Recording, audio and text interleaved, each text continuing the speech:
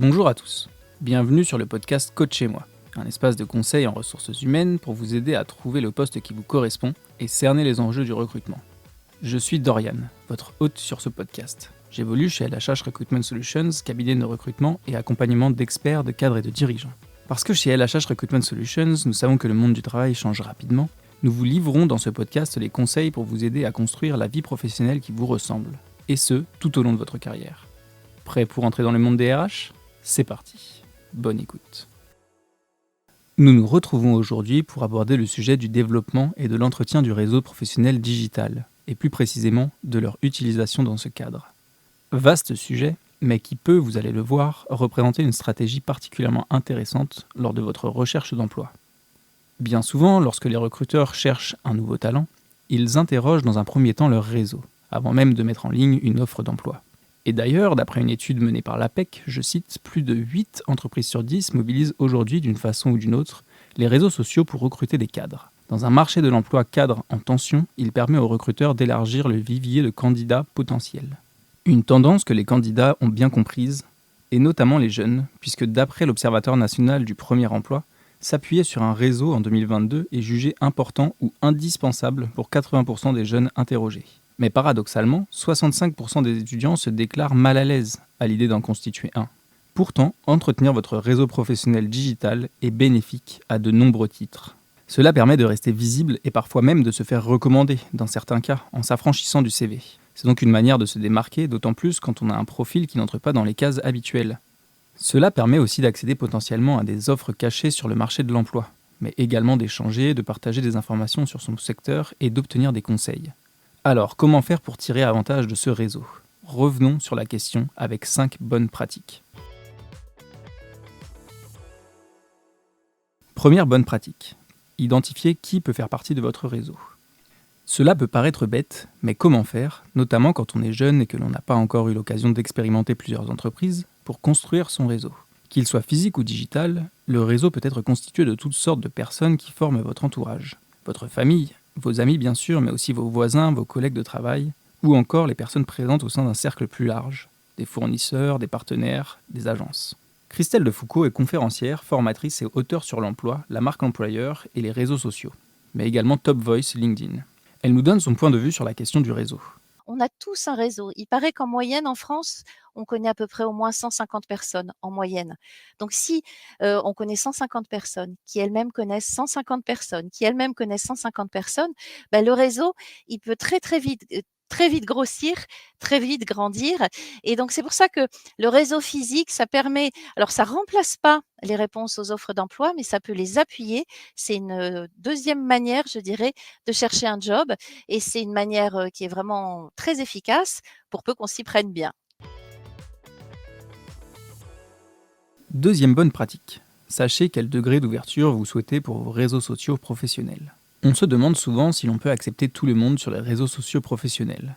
Cela dépend de votre stratégie, car on distingue 2 types de réseaux digitaux, le réseau qualifié et le réseau ouvert. Le réseau qualifié est relativement restreint. Il est constitué de personnes de votre domaine uniquement et va vous permettre d'échanger entre pairs. Une autre démarche consiste à cultiver un réseau ouvert, où l'on accepte une grande diversité de profils, qui correspondent à des postes et des secteurs diversifiés. Cette stratégie est souvent associée à la publication d'un grand nombre de postes. Plus votre réseau est large et plus vous aurez de la visibilité et des perspectives. Alors, comment faire votre choix entre ces 2 modes ? Cela dépendra de la stratégie que vous souhaitez mettre en place dans le cadre de votre recherche d'emploi. Quelles sont les personnes auprès desquelles vous souhaitez être visible ? Une fois votre vision établie quant au réseau que vous souhaitez développer, la 3e bonne pratique est de générer la confiance auprès de votre réseau et de le travailler au long cours. Première chose, le réseau fonctionne réellement sur une notion d'échange et de confiance. Il est donc important d'être entier, c'est-à-dire d'être la même personne dans la vraie vie et sur les réseaux sociaux. Ensuite, un réseau se construit tout au long de sa vie professionnelle, y compris quand on n'en a pas besoin immédiatement. Grâce au précédent échange avec vos différents interlocuteurs, vous créerez plus de légitimité à demander une mise en relation ou une recommandation le jour où ce sera nécessaire. Ainsi, comme le dit Hervé Baumler via la notion de donner avant de recevoir, la démarche n'est pas de pousser son CV avant d'avoir cultivé la relation, mais au contraire de la nourrir régulièrement afin d'être dans de meilleures dispositions le jour où vous en aurez besoin.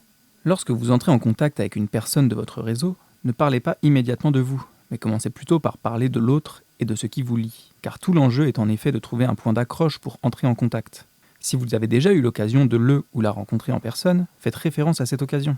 Si ça n'est pas le cas, pourquoi ne pas rebondir sur une publication de votre contact ? Utilisez le contenu publié pour engager la conversation et faire ensuite le lien vers votre profil. Et si la personne que vous souhaitez cibler ne publie rien, servez-vous de ce qui est mentionné sur son profil. Trouvez un élément commun à vos deux parcours, une mission menée par votre interlocuteur qui vous interpelle par exemple, et engagez la conversation sur ce thème. Autre conseil pratique, il est également important de bien cibler les personnes avec qui vous entrez en contact. Plutôt que d'envoyer un CV générique à un trop grand nombre d'interlocuteurs, mieux vaut partager moins de CV, bien travaillés et personnalisés, transmis de manière ciblée.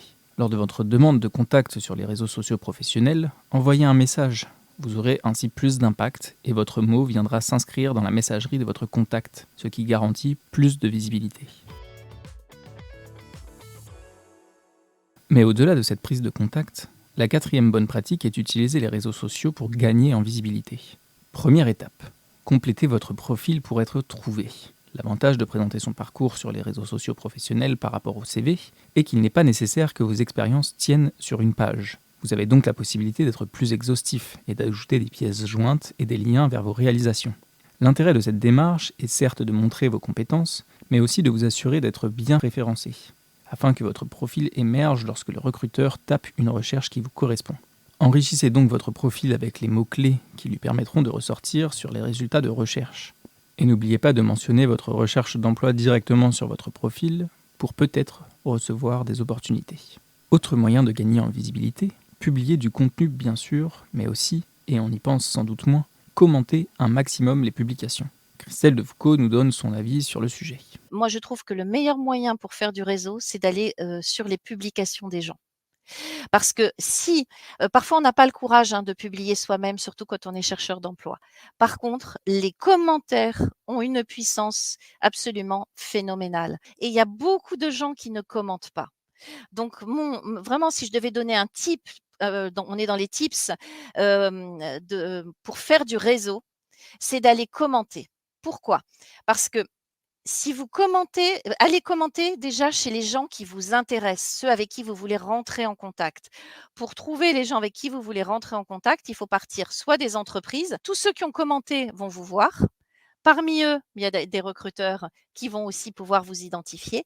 Et parmi les gens qui ont commenté, vous allez trouver des personnes à contacter. Parce que ce sont des gens du réseau qui ont les mêmes attentes que vous, qui ont les mêmes problématiques. Revenons rapidement sur la notion de publication, que ce soit des éléments de veille, succès ou certification. Les occasions sont nombreuses pour partager du contenu. Vous souhaitez plus spécifiquement partager vos compétences et votre ouverture à un nouveau poste ? Plutôt que de partager un CV, pour plus d'impact, pensez aussi à partager vos compétences et votre offre de service par d'autres types de contenus, tels que des carousels, des vidéos, des photos en situation de travail ou encore des textes de présentation impactants, des formats qui sont davantage adaptés à ce type de réseau social. Un dernier conseil sur ce sujet, qui s'applique à toutes vos prises de parole sur les réseaux sociaux, évitez les fautes d'orthographe. Mesurez votre discours. En cas de doute, mettez-vous à la place du recruteur pour estimer si oui ou non, le propos partagé peut l'influencer négativement. Dernière bonne pratique.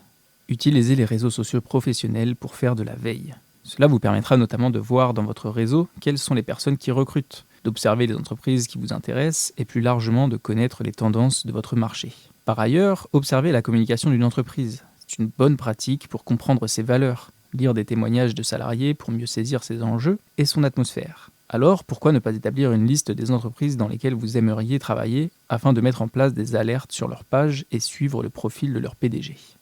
Nous voici arrivés à la fin de notre épisode. Voici donc les traditionnels 3 éléments à retenir pour conclure cet épisode. La première chose à faire est de prendre conscience de la puissance du réseau digital, un outil à la fois vaste et facile à mobiliser. Comme le souligne Hervé Baumler, lorsque vous entrez en contact avec quelqu'un, ne soyez pas immédiatement dans une posture de demandeur, mais plutôt dans la démarche de dire « voyez ce que je peux vous proposer ». Profitez des réseaux sociaux professionnels pour gagner en visibilité, observez le marché et pourquoi pas, créez vous-même des opportunités. Merci à tous pour votre écoute, nous espérons que ce contenu vous a plu. N'hésitez pas à partager ce podcast à votre entourage et à nous faire parvenir vos commentaires, ressentis et expériences sur nos réseaux sociaux. Rendez-vous sur lhh.com pour découvrir plus de conseils et les clés pour vous épanouir dans un monde du travail en perpétuel changement et trouver votre prochain défi professionnel. À bientôt.